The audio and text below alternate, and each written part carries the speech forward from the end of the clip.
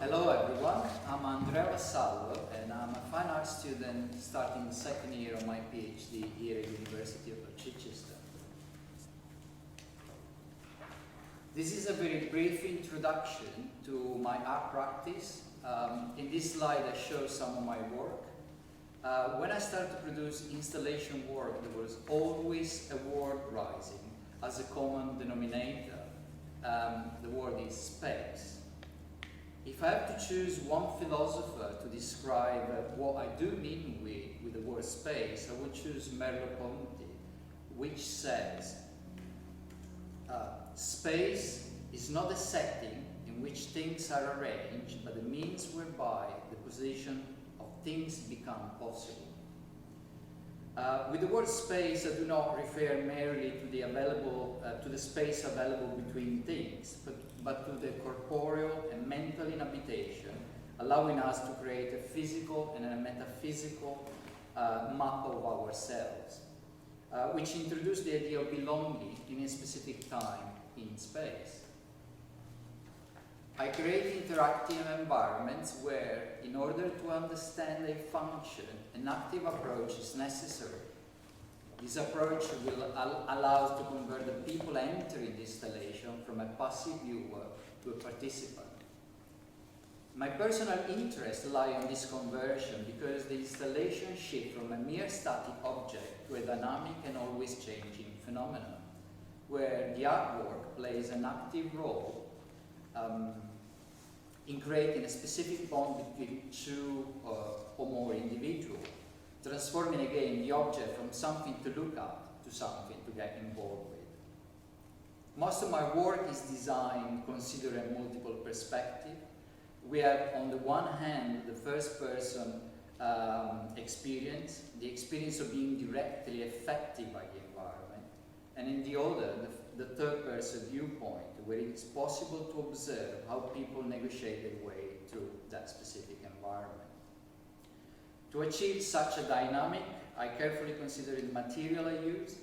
For example, I choose see-through element, or I install cameras showing what is happening inside to the outside viewer. This mode of making came from an interest related to some philosophical concept. Martin Heidegger's notion of being in the world, for example, leads my making process, pushing my desire to understand how we make sense of things around us. Heidegger stated that being in the world is the fundamental constitution of Dasein, where Dasein literally means being there amongst other things.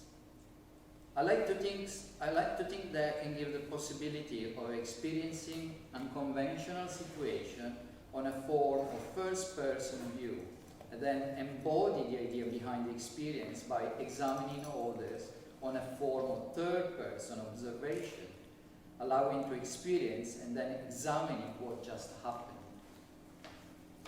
Now, shifting the attention from my space-specific work, I would like to introduce another practice that becomes fundamental in my making process. This practice is walking. In 2017, I decided to walk the Camino of Santiago, starting from France and crossing all Spain, reaching the ocean. Until that moment, walking was just something to keep to the essential for me. And if I could have used my car to move from A to B, I would have done that without thinking twice. Since then, though, long-distance walking became a sort of way of life. I walked over 2,000 kilometers of path and trail in the past 3 years. During the summer 2020, I was supposed to walk from my home here in England to my family home in Italy, but for obvious reasons, this adventure has to be postponed until next year. Although in July I managed to walk a 143-kilometer trail in the beautiful Italian Apennines. Here I show you 8 minutes of my adventure. Please bear with me as briefly.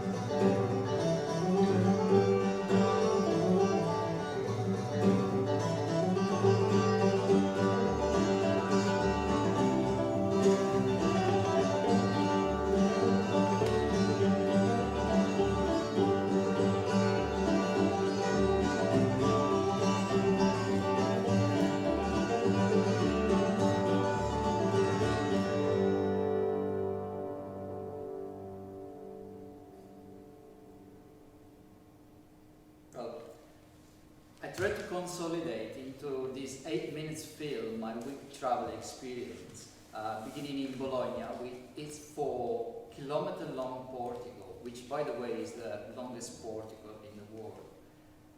This trail is called Via degli Dei, or God's Way, because crosses in its length several mountains named after Roman gods, like Mount Adonis, Mount Jupiter, Venus, and Laurus, and etc. The trail has an ancient origin and partially followed the Romans' Flaminia Militare, which was an important military route connecting the two cities of Bologna and Arezzo. In the first part of the film, I juxtaposed the melodic guitar tune with the frenetic effect of the hyperlapse. I was trying to emphasize the length of this beautiful portico, creating a sort of dynamic but at the same time nostalgic feeling, aiming to set the emotion of the beginning of this adventure. Once left the city of Bologna with its chaos and noises, we found ourselves engulfed by nature and loud chirping sound of crickets scanning the walking pace, pushing one foot in front of the other as a centurion solemn march.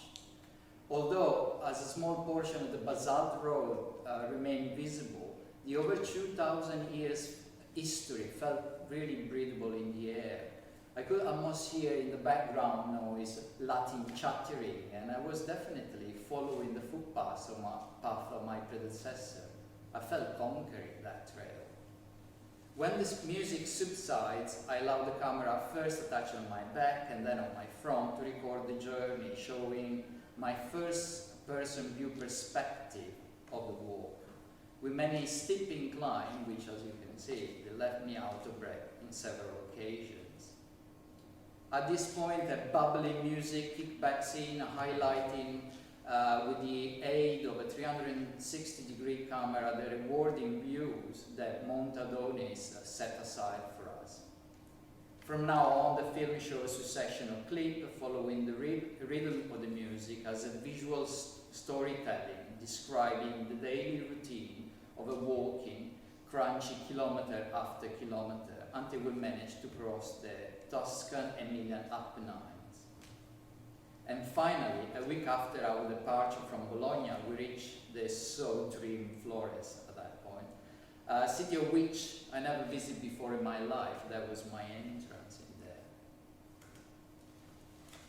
Now, why walking? Well, long-distance walking can exchange the vita activa for the vita contemplativa.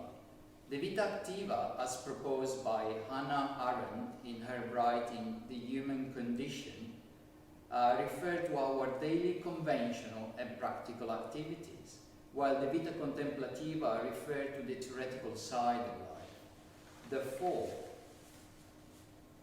walking might be perceived as an act that offers exemption from everyday life, where it is possible to experience a temporary loss of ordinary social obligations. Obviously, long-distance walking is made of a succession of activities, but remove all those daily routine, creating an emotional freedom which is capable to bring the walker back to the present moment. For example, as a long-distance walker, while on the trail, I hardly check my watch. There are no schedules ahead. I eat when I'm hungry. I stop when I'm tired. I get up when the sun rises, and I go to sleep when the sun sets. This freedom enhances the thinking process. It connects body and mind and allows the rhythm of nature to set the pace. And those are some of my main reasons to undertaking such a task. Although I have to admit that often, while on the trail, I find myself thinking, why am I here? This rucksack is so heavy, oh my feet hurts. Anyway, as I said, walking is more likely to bridge the gap between mind and body, bringing them close together. Our mind stops objectifying our body, facilitating an inner awareness. A dialogue between the core consciousness, the feeling associated with the internal bodily state, and the extended consciousness, the ability to mentally verbalize the experience. In support of this dynamic, Sandra Froley said that our body thinks, and it thinks as it moves.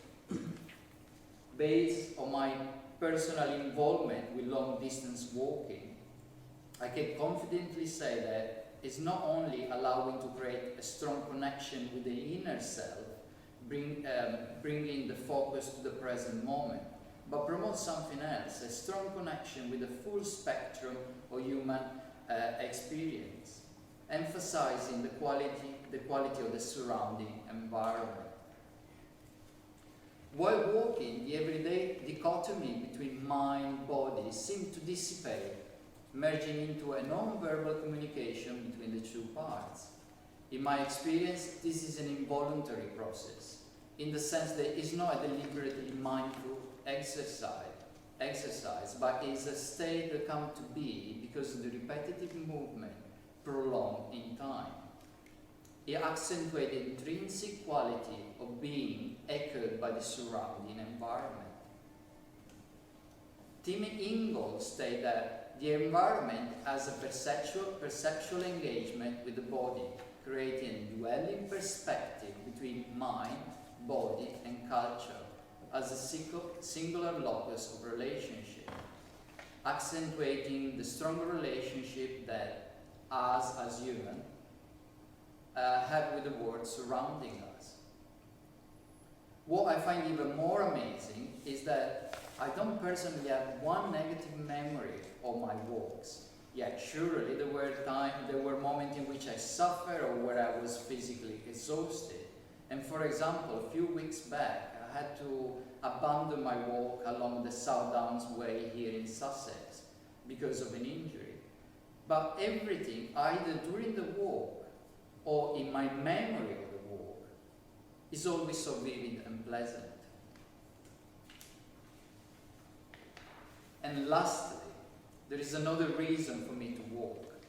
And maybe this is one of the major reasons, I use walking as a phenomenological propulsor in order to gather information, idea, and experiences to be reproposed into a gallery setting. For me, walking becomes a source of inspiration. I would like to give the possibility to whoever has not the chance of spending days, weeks, or months out in the trail to be able to experience, even if only partially, the wonders and the freedom that this fantastic world has to offer. I truly believe that we are so accustomed to see photos of idyllic scenery that often we forget that we can find amusement, fulfillment, and interior peace on our doorstep, just down that road, the dirt road capable to become the carrier of physical and emotional freedom. And with that, thank you.